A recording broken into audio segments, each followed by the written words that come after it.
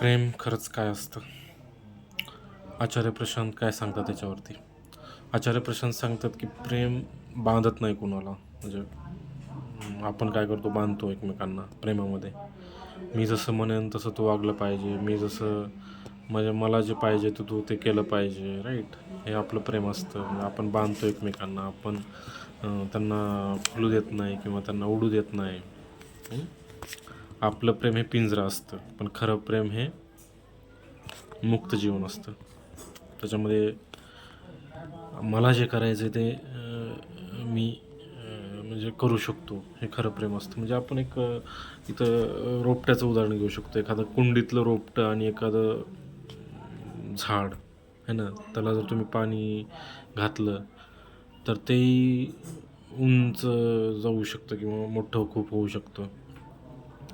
पण आपण काय करतो, त्याचे पंख छाटतो किंवा त्याला आपण छाटतो त्या कुंड्यातल्या रोपट्याला.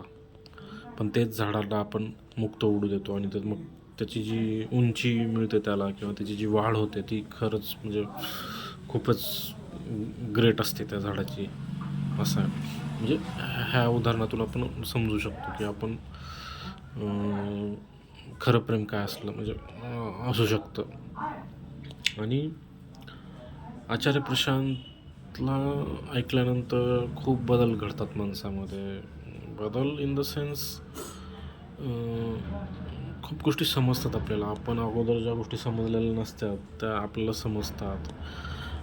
आपलं पॉलिटिक्स कसं चालतं, आपलं एकंदरीत आपल्या आजूबाजूचं एन्व्हायरमेंट आपल्याला जे दाखवलं जातं मोबाईलवरती, यूट्यूबवरती किंवा जाहिराती ज्या चालतात त्याच्या पाठीमागचं लॉजिक काय आहे, त्याच्या पाठीमागं कोण बसलेलं आहे आणि कोण आपल्याला ते दाखवतं आहे. कॅपिटलिस्ट लोकं ते दाखवत आहेत आपल्याला, राईट? आणि त्यांचे जे प्रोडक्ट्स आहेत ते विकत आहेत आपल्याला, है ना? आपल्यावरती थोपत आहेत ते प्रोडक्ट्स त्यांचे. तर मग ही गोष्ट आपल्याला ते समजते आणि मग खरं लाईफ काय आहे किंवा खरा आनंद कशात आहे हे आपण विसरूनच जातो. कारण आपण आतमध्ये आपल्या डोकावतच नाही. मग आपल्या आतमध्ये आपण डोकावलं पाहिजे की मला खरंच काय पाहिजे, म्हणजे मी कशामध्ये समाधानी होऊ शकतो. एखादं पुस्तक वाचण्यामध्ये का एखादा चांगली मूव्ही बघण्यामध्ये, एकांतामध्ये कुठंतरी मी गेलो आहे फिरायला कुठंतरी गार्डनमध्ये किंवा कुठंतरी नदीकिनारी. मग अशा ठिकाणी मला शांत वाटतं का? मग त्या गोष्टी खरंच केल्या पाहिजे आपण आणि त्या गोष्टी अनुभवल्या पाहिजे. तर ते आपल्याला आणखी आपण त्याच्यामध्ये आपल्याला ते कळत जातील गोष्टी आणि आपण त्या आत्मसात करू किंवा आपण त्या आपल्या जीवनामध्ये उतरवू. तर हीच आचार्य प्रशांतजींची शिकवण आहे आणि सत्य, मुक्ती या गोष्टीबद्दल ते बोलतात.